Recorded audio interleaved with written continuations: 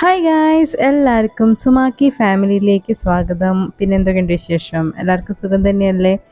അപ്പോൾ കുറച്ച് ദിവസമായിട്ട് നമ്മൾ വീഡിയോസ് ഇട്ടിട്ട് എനിക്ക് സുഖമില്ലാതെ ഇരിക്കുകയായിരുന്നു. ഇപ്പോഴും സുഖം ഉണ്ടായിട്ടല്ല, പക്ഷെ നമുക്ക് ഇന്ന് കുക്കിംഗ് ചെയ്യാനുള്ളൊരു മൂഡുള്ളത് കൊണ്ട് നമ്മളിന്ന് വീഡിയോ എടുക്കുന്നുണ്ട് കേട്ടോ. അപ്പോൾ ഇന്ന് സാറ്റർഡേ ആണ്. അപ്പോൾ ഇതെന്താണെന്ന് വെച്ചാൽ സോഫ, അതിൻ്റെ ആ ഒരു കുഷ്യൻ നമ്മൾ അതിന് കവറ് മാറ്റാനായിട്ട് കൊടുത്തിരിക്കുകയാണ്.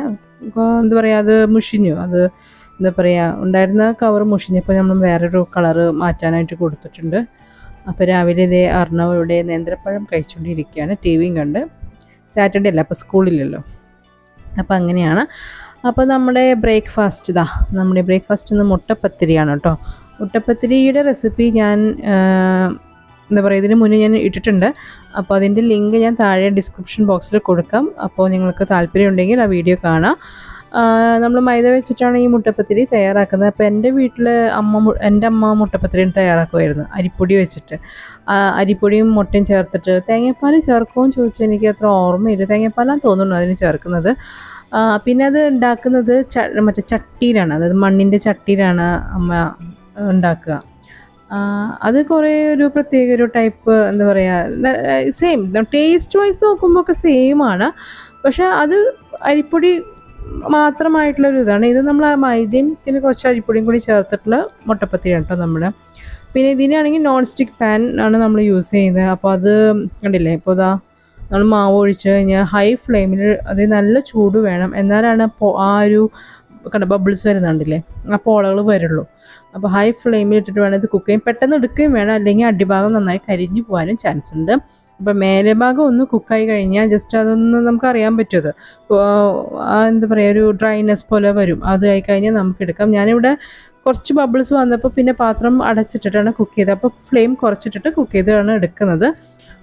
പിന്നെ ഇത് അതാണ് പ്രശ്നം, പെട്ടെന്ന് അടിഭാഗം വേഗം കരിയാൻ ചാൻസ് ഉണ്ട്. അപ്പോൾ നമ്മൾ എപ്പോഴും എന്താ പറയുക, ഇത് പെട്ടെന്ന് ഉണ്ടാക്കാനായിട്ട് നോക്കണം. ഓക്കെ, അതാണ് എൻ്റെ വേറൊരു പ്രധാനപ്പെട്ട കാര്യം.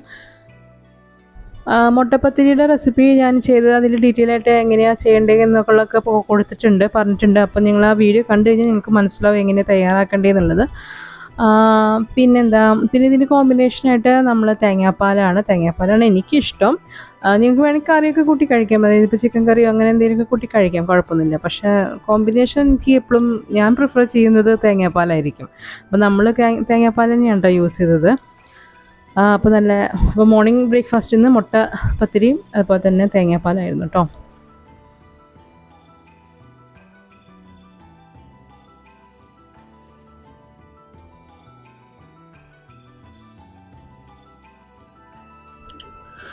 അപ്പോൾ നമ്മുടെ തേങ്ങാപ്പാലിവിടെ റെഡി ആയിട്ടുണ്ട്. അപ്പോൾ മധുരമൊക്കെ നമ്മുടെ ഇതനുസരിച്ച് ഇട്ട് കൊടുക്കുക. അപ്പോൾ ഇതിപ്പോൾ ഒരു തേങ്ങ മൊത്തം എടുത്തോ, നല്ല നമുക്ക് തിക്കായിട്ട് പാലുണ്ടാവുള്ളൂ. നന്നായിട്ട് പാല് ചേർത്ത് കഴിക്കുക, അതാണ് ടേസ്റ്റ്. അപ്പോൾ ഇതാണ് നമ്മുടെ ബ്രേക്ക്ഫാസ്റ്റ്.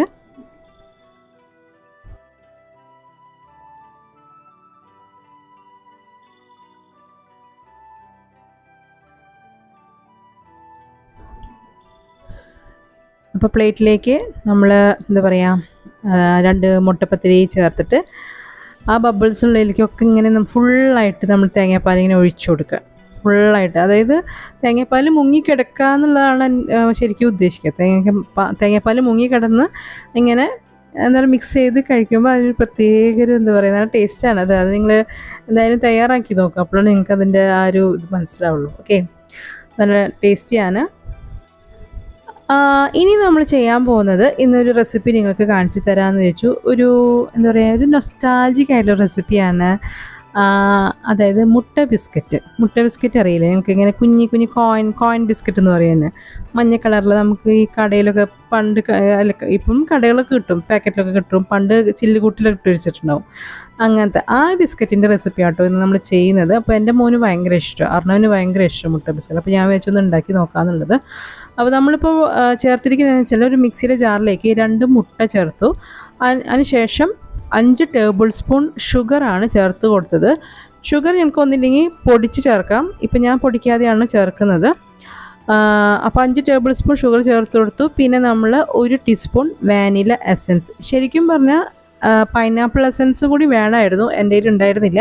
അപ്പോൾ അങ്ങനെയാണെങ്കിൽ പൈനാപ്പിൾ എസൻസ് ഉണ്ടെങ്കിൽ 1/2 ടീസ്പൂൺ പൈനാപ്പിൾ എസൻസും 1/2 ടീസ്പൂൺ വാനില എസൻസും രണ്ടും കൂടി മിക്സ് ചെയ്ത് കൊടുക്കുക. ഓക്കെ, എന്നിട്ട് അത് നന്നായിട്ട് ബീറ്റ് ചെയ്തെടുക്കുക. ഓക്കെ, മുട്ടയും പഞ്ചസാരയും വാനില എസൻസും ചേർത്ത് നന്നായി ബീറ്റ് ചെയ്തെടുക്കുക. ഇനി വേറൊരു ബൗളിൽ നമ്മൾ ഇപ്പോൾ ചേർത്തിരിക്കുന്നത് മൈദയാണ്. മൈദ 1/4 കപ്പ് മൈദ നമ്മൾ ചേർത്ത് കൊടുക്കും. 1/4 കപ്പ് കേട്ടോ. അപ്പോൾ 1/2 കപ്പ് പ്ലസ് 1/4 കപ്പാണ് നമ്മൾ ചേർത്തത്.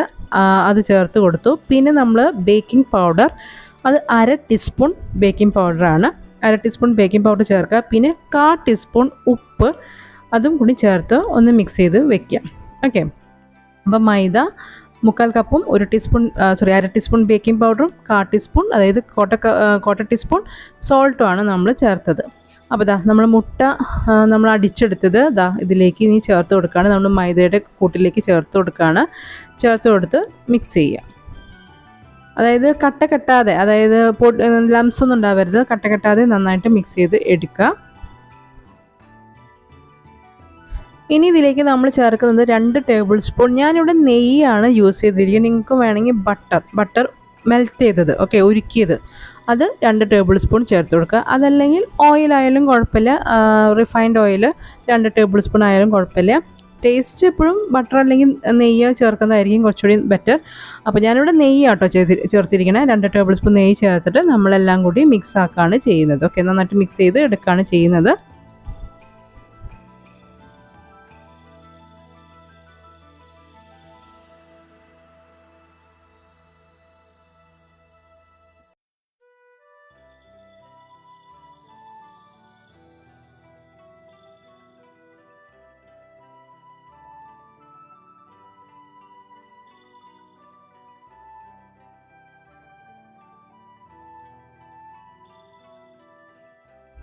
ഇനി ഇതിലേക്ക് നമ്മൾ ചേർക്കുന്നത് കളറാണ്. ഞാനിവിടെ ഫുഡ് കളർ യൂസ് ചെയ്യുന്നത്, യെല്ലോ കളർ യൂസ് ചെയ്യുന്നുണ്ട്. ഇത് ഓപ്ഷനാണ്, നിങ്ങൾക്ക് താല്പര്യം ഉണ്ടെങ്കിൽ മാത്രം ചേർത്താൽ മതി. ഞാൻ ഒരു 1/4 ടീസ്പൂൺ കളർ ചേർക്കുന്നുണ്ട്. കണ്ടില്ലേ, മുട്ട ബിസ്ക്കറ്റ് നിങ്ങൾ കണ്ടിട്ടില്ലേ, നല്ല മഞ്ഞ കളറിലായിരിക്കും. അപ്പോൾ ഞാനൊരു 1/4 ടീസ്പൂൺ കളർ ചേർക്കുന്നുണ്ട്. അതല്ലെങ്കിൽ നിങ്ങൾക്ക് മഞ്ഞൾപ്പൊടി ചേർക്കാം. നമ്മുടെ കറിക്ക് യൂസ് ചെയ്യുന്ന മഞ്ഞൾപ്പൊടി ഉണ്ടല്ലോ, മഞ്ഞൾപ്പൊടി കേട്ടോ, അത് യൂസ് ചെയ്യാം. ഓക്കെ, അതൊരു നുള്ള് ചേർത്ത് കൊടുക്കാം. കളറാണെങ്കിൽ ഒരു 1/4 ടീസ്പൂൺ ചേർത്ത് മിക്സ് ചെയ്തെടുക്കുക. അത് നിങ്ങൾക്ക് താല്പര്യം ഉണ്ടെങ്കിൽ മാത്രം കളർ ചേർത്ത്, നമുക്കിപ്പോൾ ഇതിൽ യെല്ലോ തന്നെ വേണമെന്നൊന്നുമില്ല. റെഡ് കളർ വേണമെങ്കിൽ റെഡ് കളർ, ഓറഞ്ച് കളർ അങ്ങനെയൊക്കെ വേണമെങ്കിൽ ചേർത്ത് കൊടുക്കാം കേട്ടോ. അത് നിങ്ങളുടെ ചോയ്സ് അനുസരിച്ച് നിങ്ങൾക്ക് കളറ് ചേർത്ത് കൊടുക്കാം. അപ്പോൾ അത് ചേർത്തിട്ട് നന്നായിട്ടൊന്ന് മിക്സ് ചെയ്തെടുക്കുക. നമ്മളിതിൽ വെള്ളമോ പാലോ അങ്ങനെയുള്ള സംഭവങ്ങളൊന്നും യൂസ് ചെയ്യുന്നില്ല. കാരണം ഇത് ബാറ്റർ എന്താ പറയുക, തിക്കോ ആയിരിക്കണം, എന്നാൽ ഭയങ്കര തിക്കോ ആയിരിക്കരുത്, എന്നാൽ ഭയങ്കര ലൂസ് ആയിരിക്കരുത്. ഈ ഒരു കൺസിസ്റ്റൻസിയിലായിരിക്കണം നമ്മുടെ ബാറ്റർ ഉണ്ടാവേണ്ടത്. ഓക്കെ,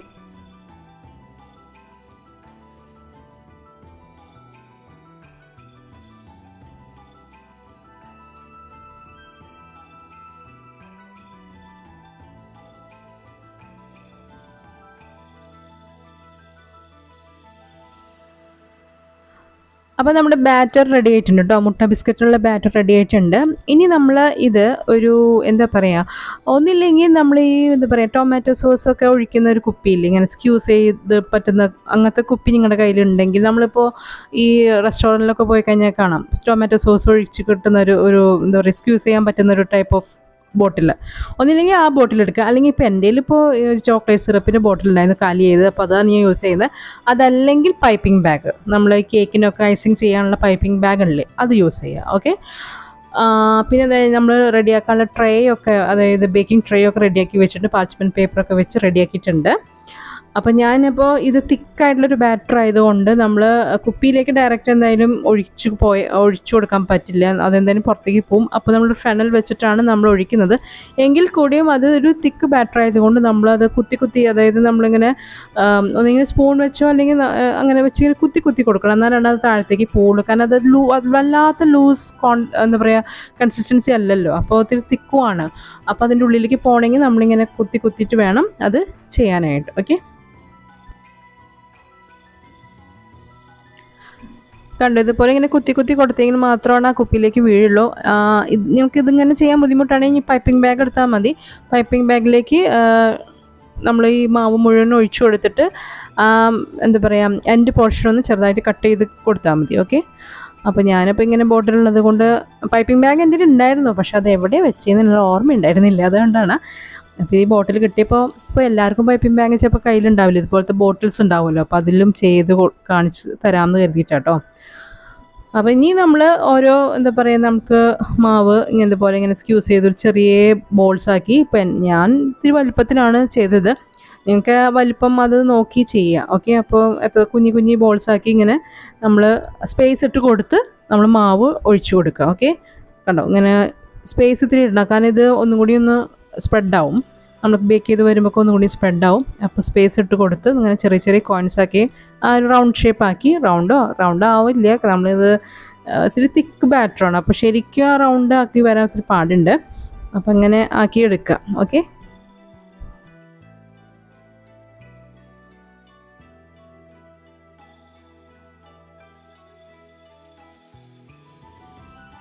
അപ്പോൾ ഇതാ നമ്മൾ അതിൽ കൊള്ളാവുന്ന എത്രയ്ക്കും ഞാനിങ്ങനെ ആക്കി എടുത്തിട്ടുണ്ട് കേട്ടോ. അപ്പോൾ ഇത്തിരി വലിപ്പം ഇത്തിരി കൂടിയിട്ടുണ്ട്, ഇല്ലയെന്നില്ല.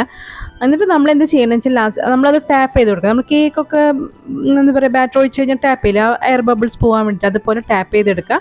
എന്നിട്ട് ഞാനിവിടെ ഓവനിലാണ് കേട്ടോ ബേക്ക് ചെയ്യുന്നത്. ഓവനിൽ 120 ഡിഗ്രിയിൽ 20 മിനിറ്റ്സ് ആണ് നമ്മൾ ബേക്ക് ചെയ്ത് എടുത്തത്.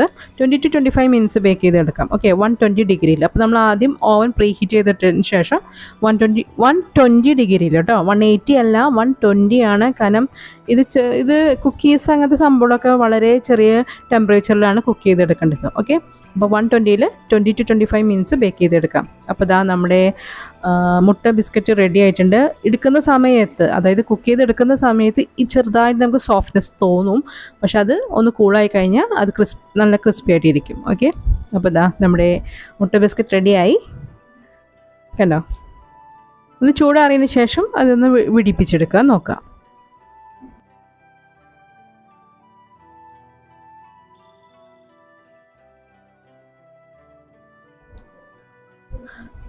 അപ്പോൾ ഇതാ നമ്മൾ മുട്ട ബിസ്ക്കറ്റ് ചൂടാറിയിട്ടുണ്ട്.